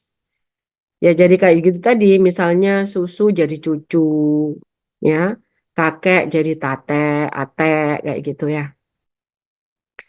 Eh, lalu apakah benar atau salah? Ini salah satu ya, yang tentang phonological development itu tadi ya, kajiannya. Saya pernah menulis tentang perkembangan anak saya sendiri nomor 1, tapi itu waktu itu zaman tahun 2007-an ya. Jadi bentuk proceedingnya itu hard copy. Jadi saya nggak punya jejak digitalnya lagi. Itu anak saya sendiri saya rekam gitu perkembangan fonologisnya. Cuman sayang. Nah terus ini the quantity and quality of working and non-working mother speech to their 2 to 3 year old. Nah, kalau ini masalah input. Jadi mungkin tadi saya tambahkan kalau dalam first language acquisition si Dea kan sudah menyebutkan tentang input ya. Jadi memang kalau kita mau mengkaji first language acquisition itu kita bisa mengkajinya dari 3, dari inputnya, dari prosesnya, atau dari outputnya gitu. Kalau ini tentang quantity and quality of working and non-working mother speech to their 2 to 3 year old, ini kan inputnya. Input dari seorang ibu yang bekerja dan tidak bekerja itu yang lebih baik yang mana gitu, atau kualitasnya dan kuantitasnya bedanya apa gitu. Nah, kalau ini kan produksinya. Nah, produksinya di situ apa, lalu proses yang terjadi di dalam produksi itu apa di sini. Kalau ini gitu, itu jadi kita itu nggak nggak harus meneliti itu langsung dari input, proses, output, semuanya kita teliti. Kita kadang itu kesulitan akan seperti itu. Karena apa? Butuh waktu lama. Sementara semua penelitian itu pasti ada batas waktu, batas biaya dan sebagainya. Makanya mungkin kalau yang tertarik pada bidang first language acquisition atau second language acquisition, input, proses, output. Nah, mau yang mana? Bagian inputnya, bagian prosesnya, atau bagian outputnya? Kalau tiga-tiganya boleh, tapi itu biasanya longitudinal lama sekali gitu. Tahunan, nggak bisa dong kita. Ya tergantung kalau misalnya kita itu hibahnya keren, hibah maksudnya penelitian yang bukan tesis, bukan disertasi. Kalau disertasi masih mungkin karena ada prolog. Nah, atau misalnya itu skripsi S1 atau tesis S2 yang waktunya cuma 1 semester, kita harus perhatikan lagi waktu itu cukup nggak waktu kita. Tapi kalau misalnya itu kita dapat hibah multi years misalnya ya, tahun pertama, tahun kedua, nah itu mungkin kita melakukan penelitian yang prolong gitu. Atau hibah apa namanya penelitian mandiri, bisalah Anda apa namanya melakukan itu, yang prolong seperti itu, gitu ya. Tapi kalau itu untuk tesis dan disertasi atau apa untuk S1 misalnya harus dipikirkan waktu, tempat, dan biayanya juga. Jadi perlu diperhatikan bahwa setiap penelitian itu ada angle-angle-nya gitu ya. Nggak harus semuanya kita cover. Because it's gonna be too much. Gitu. Ya, Restu. Izin bertanya, Mem. Untuk yang tadi misalkan kita mau memutuskan meneliti tentang input ya, berarti Mm-mm. kan seperti yang tadi Mem ceritakan, ibu yang bekerja dan ibu yang tidak bekerja ini untuk input ke anak bagusan yang mana. Nah, untuk seperti itu nanti untuk mengukurnya, bukankah kita juga harus melihat output anaknya seperti itu, Mem? atau bagaimana, Mem? Enggak. Kalau kita dari inputnya aja ya inputnya aja kita lihat ibunya aja. Kan dari misalnya dia kan bilangnya tadi ya quantity sama quality. Banyakan mana? Terus kualitasnya kan bisa dilihat misalnya eh diukurnya itu dari begini. Mungkin dari kuantitas itu kemudian bisa dilihat kualitasnya. eh Apa namanya? Jumlah katanya misalnya, lalu jumlah kata isi konten dari percakapannya itu apakah cuman apa ibunya itu cuman jawab satu kata gitu atau menceritakan, mendeskripsikan itu kan bisa diukur dari situ, Restu. Nggak harus langsung dari anaknya apa outputnya seperti apa. Kalau sekali lagi kalau misalnya itu kan berarti kamu maunya input proses output itu semuanya itu. Jadi kita tuh nggak bisa apa kalau mau melihat, oh bagaimana ya pengaruh ibu bekerja nanti terhadap anak, nah baru itu kita harus, oke ibunya kayak gini, anaknya kayak gimana itu. Karena ada kata pengaruh atau peran input ibu bekerja dan tidak bekerja pada produksi ujaran anak misalnya. Nah kalau sudah ada peran pengaruh kayak gitu, ya harus sampai selesai. Berarti harus diukur anaknya juga, gitu. Kalau dari Sampai ibunya saja enggak apa-apa. Misalnya inputnya dari bapak tok. Kalau ibu biasanya begini, bapak bagaimana? Karena selama ini dalam penelitian-penelitian itu yang dulu ya, yang awal-awal itu emang jarang sekali input dari bapak yang diambil. Selalu ibu, selalu ibu. Karena ada istilah motheris. Motheris itu bukan mother tongue, beda. Mother tongue itu bahasa ibu, misalnya saya, bahasa ibu saya sebenarnya apa? Bahasa Jawa kan? Atau sebagai orang Indonesia, bahasa ibu kita apa? Bahasa Indonesia. Tapi Madharis itu adalah bahasa ibu. Jadi eh apa yang sebenarnya apa yang tadi sudah disampaikan Dea itu baru bagian permukaan ya dari kajian tentang first language acquisition ini. Banyak banget ya. Jadi istilah Madharis atau caregiver speech. Madharis atau caregiver speech itu adalah karakteristik tuturan ibu atau apa caregiver itu bahasa Indonesianya? Pengasuh ya, pengasuh di rumah terhadap anak. Salah satu contoh kalau Ferguson itu mengatakan bahwa eh, bahasa ibu itu biasanya bahasa ibu di sini maksudnya Mandaris ya, bukan mother tongue. Bahasa ibu itu biasanya atau caregiver speech itu biasanya kalimatnya pendek-pendek. Kemudian intonasinya tinggi apa naik-naik itu ya, tinggi intonasinya. Lalu sintaktiknya itu sederhana, maksudnya grammarnya itu sederhana, kemudian dan seterusnya. Tapi eh, itu disangkal pada tahun kalau Ferguson kan 1970-an ya. Kemudian itu berkembang disangkal tahun 90-an sudah disangkal. Eh, karena apa? Dianggap oleh para sarjana baru di bidang kajian pemenuhan bahasa anak disangkal karena menurut mereka Ferguson itu subjeknya adalah orang-orang Barat, orang-orang Amerika gitu loh. Yang mana mereka memang kalau bertutur kepada anak itu seperti partner gitu kan.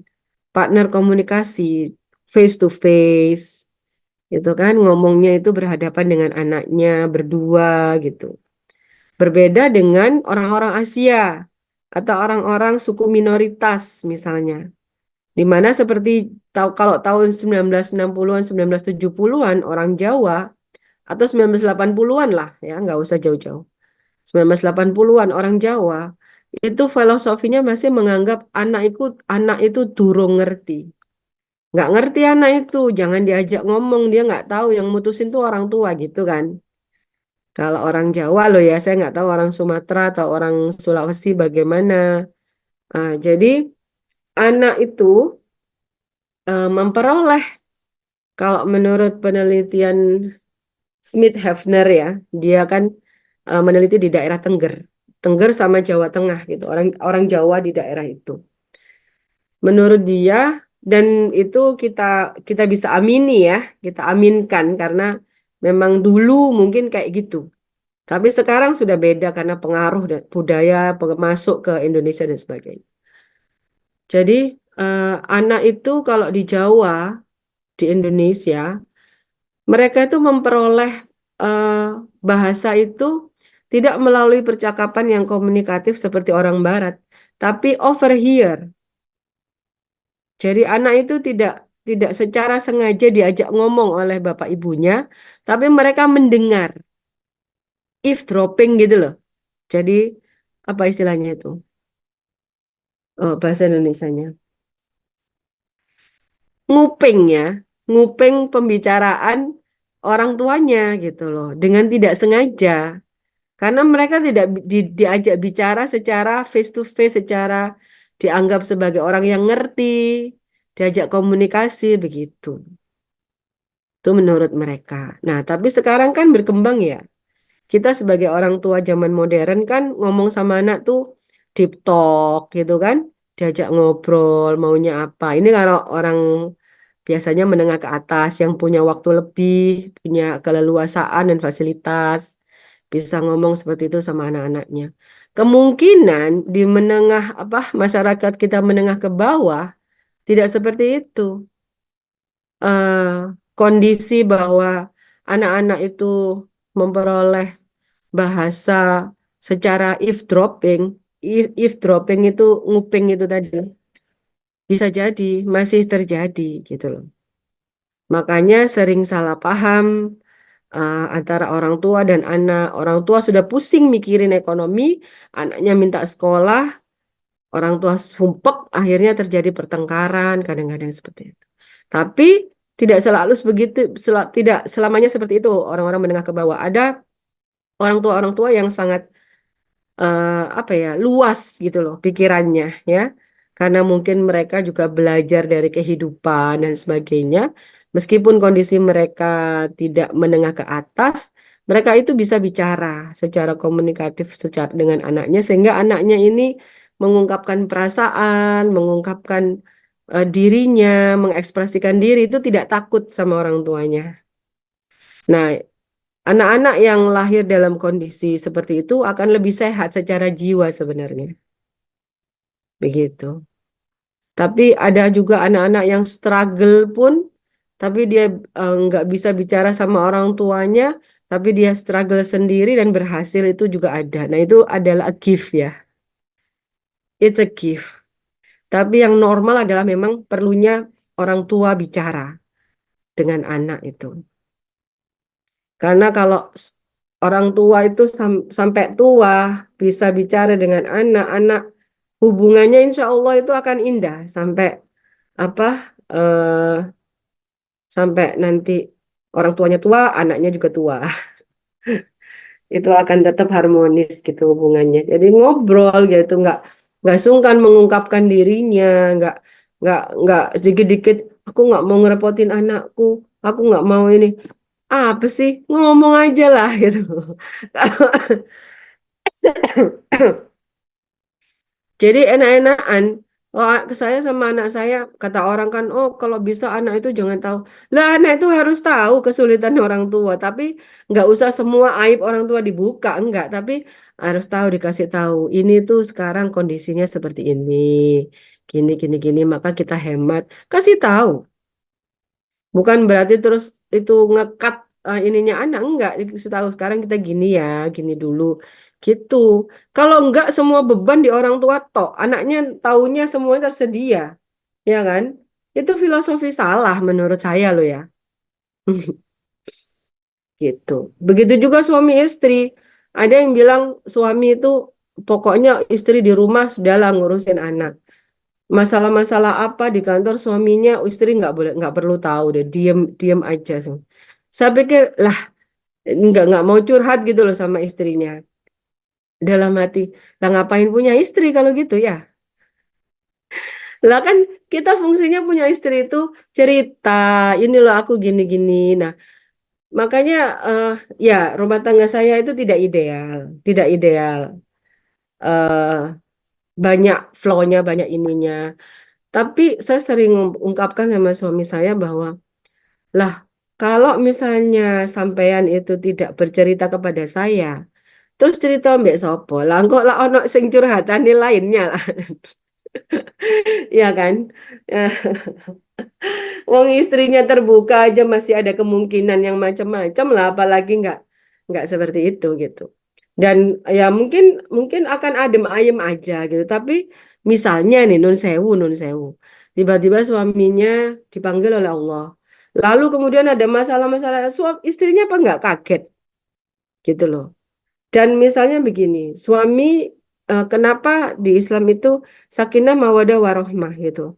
Karena memang ya suami nanti curhatnya ke istri, istri curhatnya ke suami ya harus saling mendengarkan gitu loh. Saling mendengarkan nggak harus ada solusi. Solusinya nggak harus saat itu juga memang. Ya kita tanggung bersama ini gimana ya. Kalau dulu menikahnya karena Tuhan, karena Allah, kembalikan masalahnya ke Allah, kembalikan masalahnya ke Tuhan. Tuhan gimana dong ini? Saya nggak tahu gitu. Jadi eh, kita komunikasi.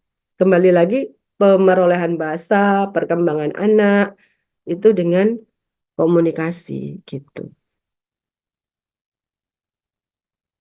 Ya, jadi agak kemana-mana.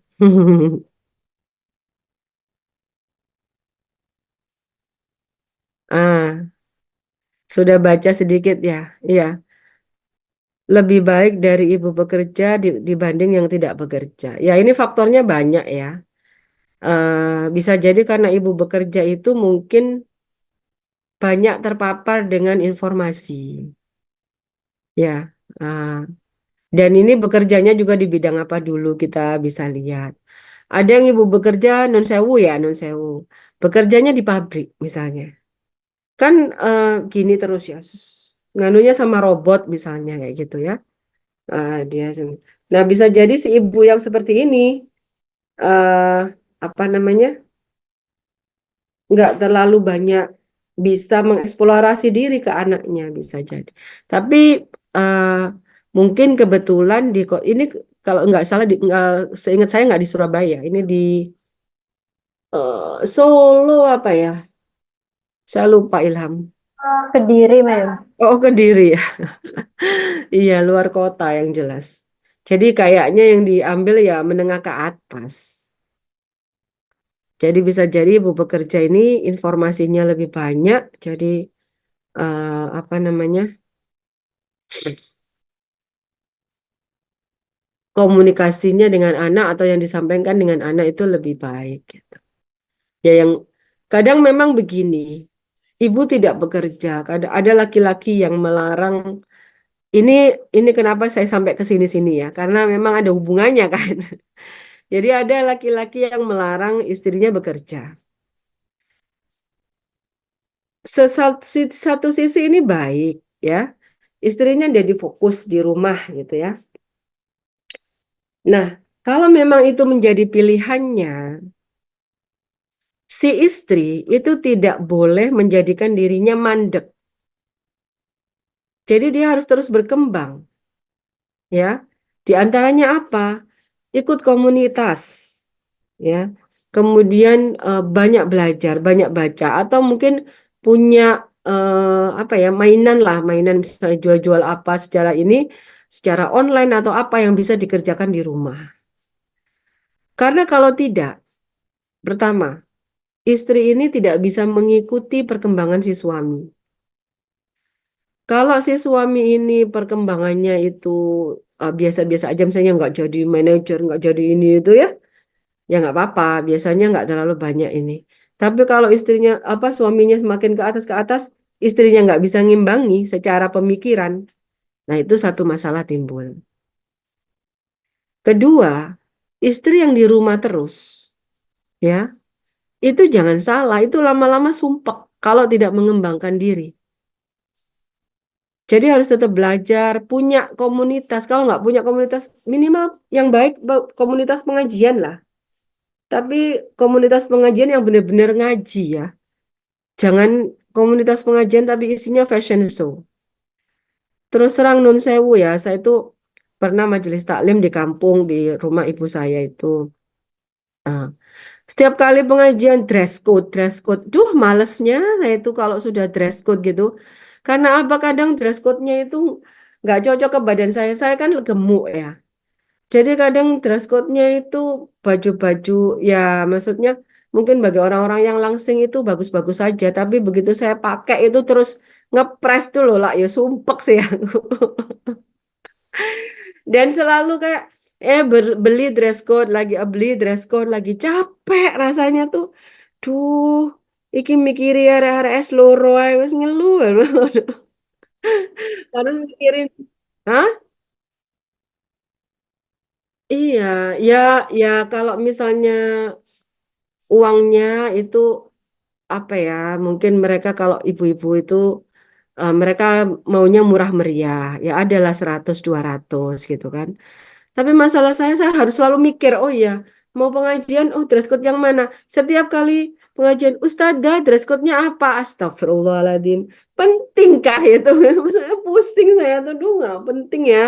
Maksudnya ya pokoknya ya pengajian kalau memang nggak mau pamer ya nggak usah glamor lah, bajunya biasa lah gitu loh. Sampai ya Allah, itu yang saya paling lama-lama itu, aduh dress code, apa sih gitu loh.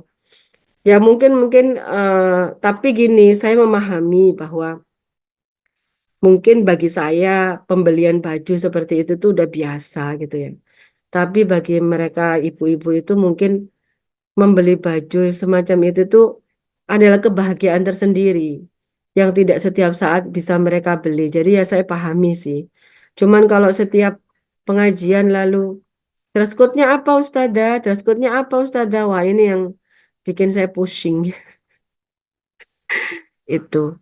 Jadi punya komunitas itu ya. Jadi kemudian kenapa perlu punya komunitas, baca buku, kemudian ikut-ikut kegiatan? Karena biar ada cultural capital. Jadi kapital budaya, ya. Pendidikan itu adalah salah satu bentuk kapital budaya, ya.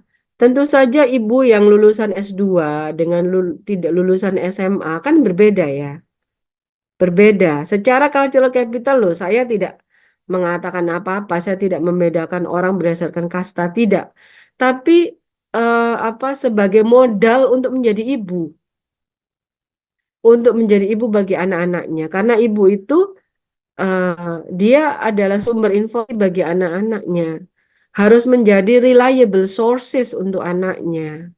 Dan ibu dengan pendidikan yang cukup itu bisa mengatasi dirinya ketika ada persoalan-persoalan. Jadi dia umumnya itu lebih tenang, gitu loh.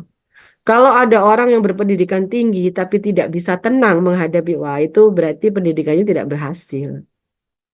Nah, bagi ibu yang tidak meneruskan pendidikan ke jenjang tinggi, tapi dia mengasah diri dengan mengikuti misalnya pengajian atau misalnya ada kan kalau jadi ibu PKK atau apa itu kadang ada pelatihan-pelatihan ya. Nah, seperti itu. Nah, dia akan terus dia juga banyak membaca. Insya Allah orang-orang seperti ini meskipun dia tidak tinggi-tinggi banget pendidikannya, tapi dia terus mengasah diri. Dia punya cultural capital, ya, kapital budaya untuk diberikan kepada anaknya, ditularkan kepada anaknya. Bisa menjawab. Nanti kalau anaknya bertanya A, B, C, D itu bisa menjawab, bisa mengarahkan, bisa menentukan gitu, bisa mengatasi persoalan kehidupan rumah tangga. Itu. Kalau ibu tidak bekerja itu ya. Jadi para suami menurut saya ini Ilham nih calon suami. Kalau memang memutuskan eh, istrinya nanti tidak boleh bekerja, harus bertanggung jawab, mendidik, memberikan informasi, memberikan pendidikan. Jangan istrinya nggak bekerja, dibiarin anak tiga sampai istrinya sumpah. Saya pernah baca, ini jadi kemana-mana. Tapi ini very related gitu loh. persoalan. Jadi nun sewu ya, kadang ada persoalan-persoalan datang tentang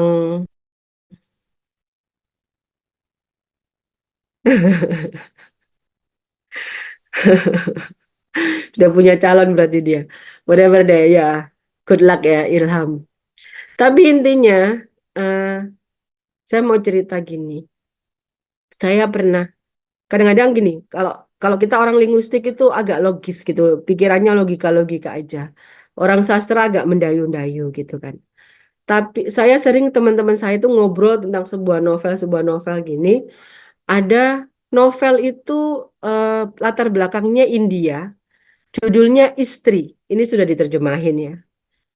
Terus di situ apa namanya? Waktu itu Budiah itu cerita. Ini. Kalau nggak salah itu yang menulis itu Dorothy Mukherjee atau gimana saya lupa agak lupa. Lalu kok bisa sih masa sih sampai kayak gitu sampai istrinya bunuh suaminya karena gegap budaya gitu. Lalu saya bacalah ya karena penasaran. Saya pinjam novelnya saya baca. Jadi ini itu dia hidup di India ya dari apa situasi yang kurang beruntung gitulah ya. Lalu dia punya impian dong, Cinderella kompleks gitu, bahwa suatu saat dia akan dibawa oleh seorang pangeran yang akan memberikan dia rumah yang bagus dan suasana keluarga yang nyaman. Dia bisa menjadi Cinderella di rumahnya seperti itu ya. Lalu dia ketika sudah agak dewasa dilamar oleh seorang engineer India. Nah, dia berharap, wah itu pikirannya udah, wah aku menjadi Cinderella gitu kan. Tapi ternyata karena kebudayaan India, bahwa seorang istri itu dibawa ke rumah si laki-laki gitu kan. Nah, dan di situ kenyataannya si laki-laki ini, suaminya ini punya eh, apa adik yang banyak, lalu ibu dan di situ si istri ini eh, melakukan semua pekerjaan rumah tangga untuk keluarga itu, termasuk ya apa pekerjaan rumah yang dilakukan oleh ibunya gitu. Jadi impian tentang kehidupan Cinderella itu ya sama sekali kosong.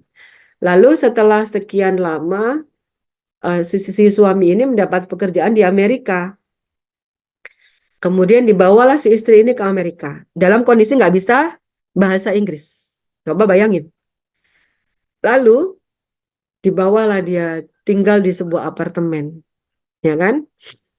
Tidak bisa bahasa Inggris, suaminya juga nggak ngajarin gitu ya. Dia nggak tahu mau ke apartemen. Dia cuman punya satu teman satpam dan satu teman lagi dari kalangan India atau bagaimana saya agak lupa. Nah, ya kerjaannya apa dari di rumah itu? Setiap pagi ya cuman nungguin suaminya pulang dari pagi sampai malam, dari pagi sampai malam. Paling-paling dia itu cuman ke supermarket untuk belanja gitu ya. Dia nggak punya komunitas ya, namanya juga dia nggak bisa bahasa Inggris. Cuman sesekali aja, kadang dia dibawa ke keluarga-keluarga India gitu. Setiap hari seperti itu dan suaminya ya sibuk aja dengan pekerjaannya. Tidak ada yang namanya sharing informasi, sharing pengalaman. Sampai suatu titik karena di rumah terus dalam kondisi seperti gegap budaya seperti itu, dia nggak bisa bahasa Inggris, itu di Amerika yang begitu luas, dia tidak tahu mana-mana, dia mengalami mungkin penyakit mental ya. Sampai suatu saat suaminya kan isinya cuma apa? Memerintah, memerintah, memerintah seperti itu. Tidak ada komunikasi dua arah gitu. Sehingga suatu saat suaminya pulang sudah disediai makan malam, kemudian ketika suaminya makan ini ditusuk, bukan ditusuk, ditancepin apa belati gitu di kepala suaminya sampai meninggal. Naudzubillah min dzalik. Anda mungkin akan berpikir, kok bisa ya, kok bisa ya, gitu ya, ya kan? Nah, coba rasakan, Anda yang biasanya pergi-pergi gitu ya, di rumah terus aja, 2 minggu aja, 2 minggu aja, nggak usah kemana-mana. Jangan medsosan lo ya, jangan medsosan. Zaman segitu kan nggak ada medsos, ya. Terus rasakan itu rasanya, sumpek ya, enak di sini tuh. Apa di sini tuh tumpul, nggak bisa berpikir. Apalagi dalam kondisi itu nggak punya teman, nggak punya yang diajak ngomong, nggak bisa bahasanya.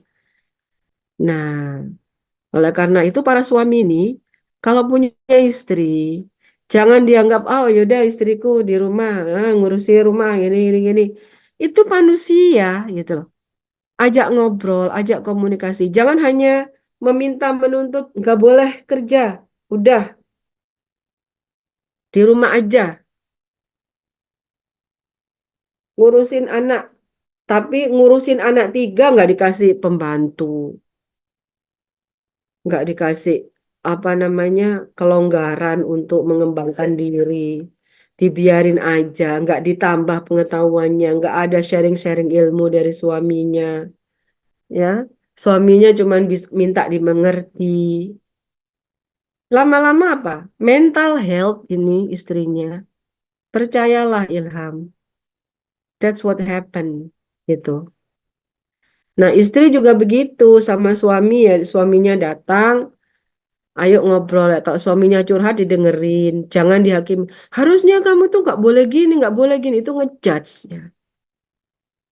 Didengerin aja. Kadang-kadang suami cerita gitu nggak minta solusi kok. Dengerin aja. Jadi saling mendengarkan, saling jadi psikiater bagi diri apa masing-masing gitu. Jihan ada pertanyaan?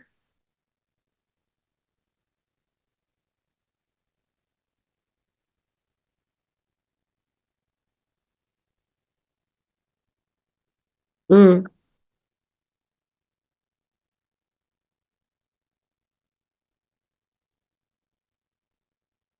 mm-mm,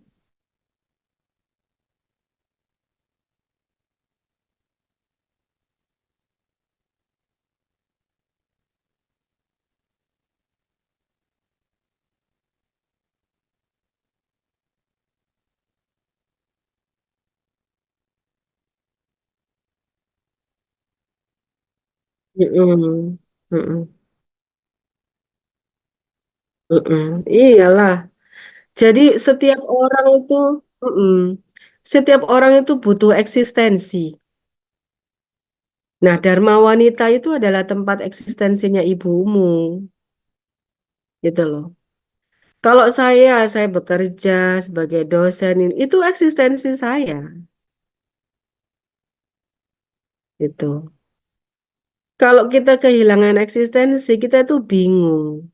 Ya, seorang istri yang kemudian dia sebenarnya dia dulu kuliah sampai S2, kemudian tiba-tiba disuruh jeglek di rumah aja ngurus anak 3. Sementara suami kalau diajak, ini anakku gimana, ini gini-gini. Suaminya cuek, hah? Ya gitu deh. Ya. Mohon maaf ya, nggak semua suami-suami itu, lah di Islam itu ya, selalu akhir-akhir ini para ustadz itu kan ngomong, seharusnya tanggung jawab pendidikan itu kan ada di suami, ya kan? Yang harus mendidik anak itu suami. Kenyataannya apa? Kenyataannya yo dibrekno nang ngone bojone kabeh. That's what that's what happened. Suami itu kalau sudah bekerja ya wes pikirannya ke bekerja tok. Nggak bisa dia multitasking ngurusi anak ini itu pleketek. Tapi ada yang bisa seperti itu yang tapi itu satu di antara 1.000. Jadi memang beliau menyiapkan diri sebagai seorang ayah gitu ya, sudah paham itu apa ilmunya, paham agamanya, paham ininya.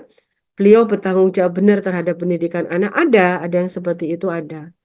Cuman ya bagi mereka-mereka yang mendapatkan suami yang seperti itu, selamat. Anda mendapatkan anugerah. Alhamdulillah, Nur Rahma mendapatkan suami yang seperti itu. Syukurlah. So it is a gift ya from Allah ya. Kamu harus bersyukur banget itu karena banyak sekali. Suamimu itu satu di antara 100, mungkin 1.000. Banyak sekali yang mungkin ngehnya terhadap anak itu baru setelah usia 40 tahun loh. Ada itu. Makanya para suami, Ilham ya, sebelum menjadi suami belajar, pahami. Menjadi ayah itu seperti apa, menikah itu seperti apa. Jadi menikah itu tidak sekedar aku pengen nikah, menyalurkan hasrat, enggak. Itu membangun sebuah bangunan loh menikah itu. Jadi harus ada bekal, harus ada ilmu secara agama bagaimana menikah itu yang baik dan sebagainya. Lalu parenting itu seperti apa, mendidik anak itu seperti apa. Kalau saya ini ya ya sudah disyukuri aja apa yang ada. Bersyukur terus gitu ya. Dengan doa kita tetap ya memang kita nggak bisa mengubah orang, tapi kita masih bisa berharap bahwa suami bisa memahami hal itu dengan doa-doa kita, dengan contoh-contoh yang kita berikan ya semoga bisa kemudian bisa selaras gitu.